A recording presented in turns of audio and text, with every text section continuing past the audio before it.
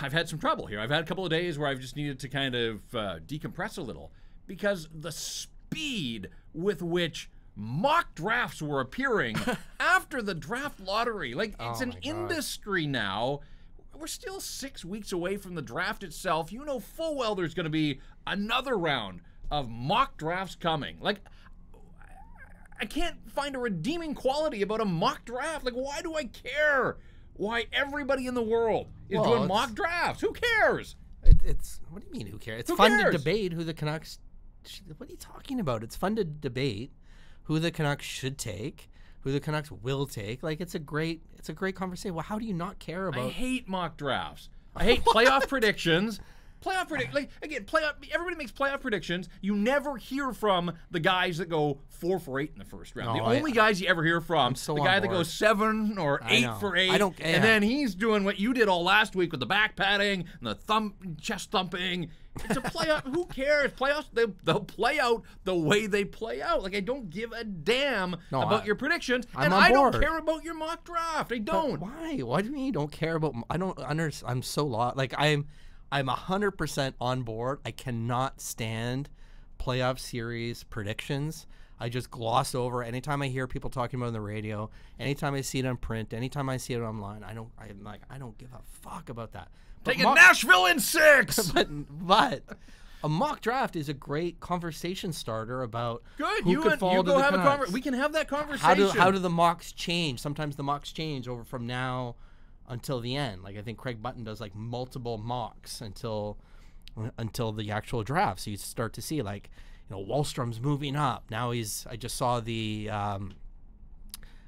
Central Scouting did a rankings and I think he was number 5.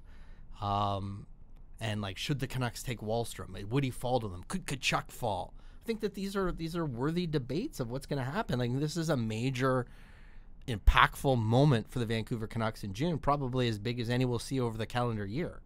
So I think it's worth conversations. I do agree. The sheer number of them is overwhelming to see like so many. Like in fact, when you sat down and said, we haven't done a podcast since the draft lottery, I was like, fuck, really? Like, I know, it feels like 3 weeks ago, man.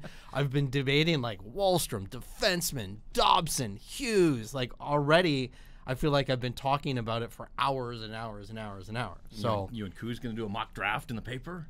No, I don't. I'm not going to. No, I'm not into. You just told me how much you love mock drafts. I like to read them. Yeah, if there's a mock, I'm going to read it. I swear to God. Like I'm clicking on it. If you got a mock, tag me in. I want to see what you got. I don't have one, and I'll tell the world right now, I'm not going to do a mock. Kuz has a mock, and he's listening. Tag me in. I'll take a look. If whomever you are, I'll read the mock. It's like a Twitter poll. If I see a Twitter poll, I'm fucking participating. I want to vote for whatever reason. I'm drawn in. It's the same thing with a mock draws me in. I don't know why, but I want to be involved. I want to hear what everyone has to say about all these prospects, who they think that the Canucks should pick. What are the reasons for it? Because I think that there's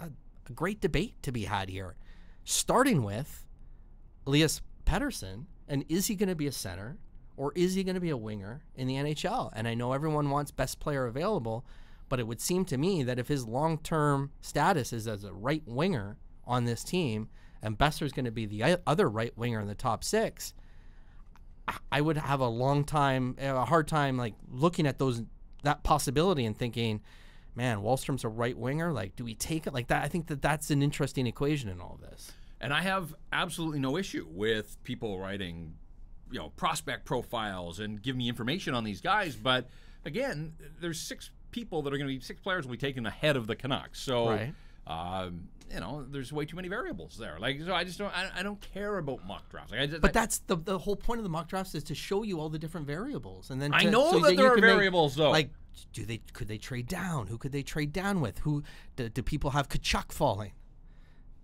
Would the Canucks draft Kachuk?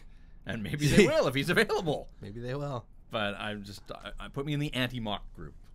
Hard to believe, man.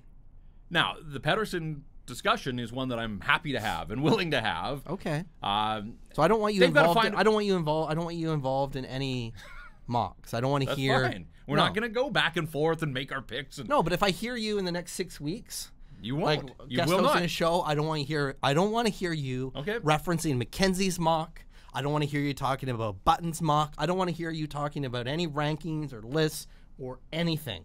I don't want to hear it. Turn your radio off then.